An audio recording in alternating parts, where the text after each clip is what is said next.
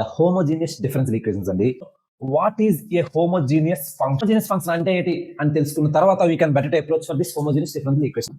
A function f of x comma y is said to be a homogeneous function is in x and y of degree n if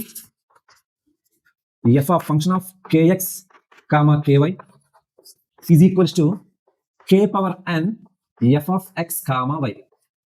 f of x comma y అనే function ని x term ని kx తోను y term ని ky తోను replace చేస్తూ ఈ విధంగా గనుక రాసుకోగలిగినట్టయితే k పవర్ n కామన్ తీస్తే అగైన్ మనం అదే function తీసుకురాగలిగితే we can say the f of x is said to be a homogeneous function. Clear?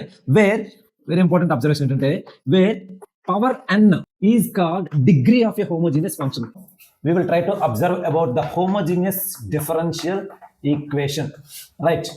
ఒక ఫంక్షన్ లో ప్రతి టర్మ్ కూడా సేమ్ డిగ్రీ కనిపించినట్టుంటే ఆ function you can consider as the homogeneous function. Each term having the same degree.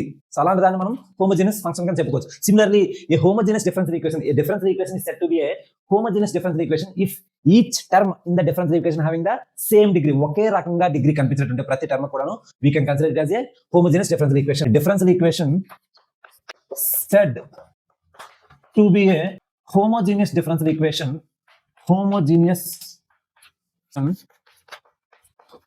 if each term in the given differential equation or the given differential equation having same degree or same power. అలాగే చెప్పుకోవచ్చు same degree or దీన్ని మనం ఏం చెప్పుకోవచ్చు అండి, same power. అలాంటి ఒక differential equation చూస్తూ మనం as it is homogeneous differential equation అని కన్క్లూడ్ చేసిన తర్వాత our first intention homogeneous differential equation solve చేయడానికి స్టాండర్డ్ ప్రొసీజర్ ఏంటంటే, స్టాండర్డ్ ఫార్మ్ ఏంటంటే y is equals to vx తీసుకోవాలండి.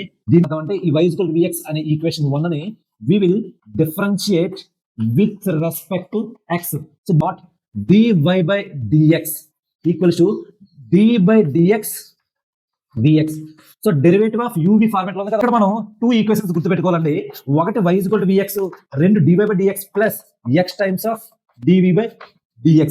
ఈ రెండు ఈక్వేషన్స్ కనుక మనం గుర్తుపెట్టుకోవాల్సిన పని లేదు. ఆఫ్ కోర్స్ మన క్వశ్చన్ లో చేయొచ్చు. మళ్ళీ ఇలా మనం చేయగలిగినట్టుంటే then we can approach for this homogeneous difference.